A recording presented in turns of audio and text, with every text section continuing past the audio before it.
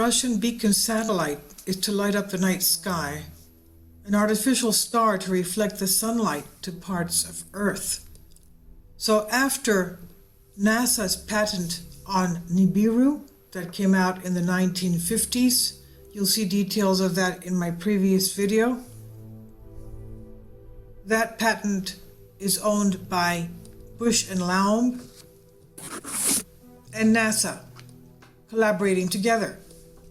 Now we're going to have another sun lighting us up. So we'll have various artificial suns, stars, reflecting sun to the Earth. Not just our own sun of our solar system, but artificial suns as well. This is a recent article in the Daily Mail UK that there will be a beacon satellite set up to light up the night sky, and this will be an artificial star that would reflect sunlight to illuminate parts of the Earth.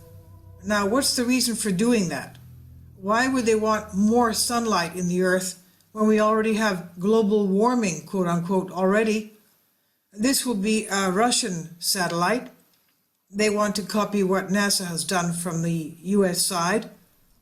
So crowdfunding target for the next stage of testing has now been reached, raising almost 1.8 million rubles. That's about $24,000 from 2,322 sponsors. That's not much money, is it? It will be launched from Soyuz 2 rocket with help from Roscosmos. It's made of reflective thin polymer film, 20 times thinner than human hair. So the brightest star in the night sky is now Sirius, known as the dog star or Alpha Canis Majoris. Sirius, as we said in our previous video, is also known as the blue star Kachina. It's this star Sirius that is in the Hopi prophecy known as the blue star Kachina. The brightest star, as we said, is now Sirius, but that could change. Once the crowdfunded project of Russia takes off, it's planned to do that later this year. The project is called Mayak, or Beacon. In Russian, Beacon Project. The engineers hope to launch a satellite that will become brightest object in our sky, apart from the sun, thanks to a giant reflective sheet of material. The launch is scheduled for the summer and expected to taken up by Soyuz 2 rocket. The team is planning to place the spacecraft in a sun-synchronous orbit 370 miles or 600 kilometers above Earth. It means it will always be in the path of the sunlight, blocking part of the sun, so it will always be shining at different locations as on Earth as it rotates. This small spacecraft will launch a giant pyramid-shaped solar reflector in orbit.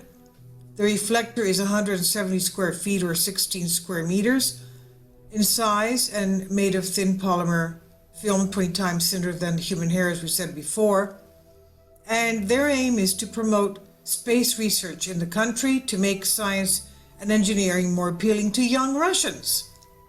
The satellite itself won't serve a particular purpose other than to prove it can be possible in the field. In other words, they're basically copying what NASA did.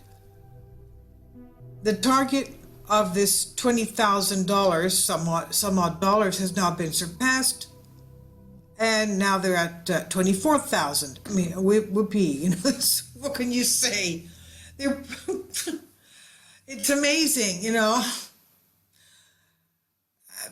Basically, I believe that these advanced scientists are on ego trips. Claim it will be the brightest thing in our skies, which means reflecting sun to Earth will heat up our atmosphere.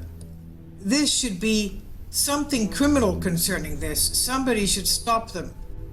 So for about $24,000, this is what the team leader's claim is. He says, "We're sending a spacecraft into orbit that will be the brightest star in the sky, visible from any point on our planet."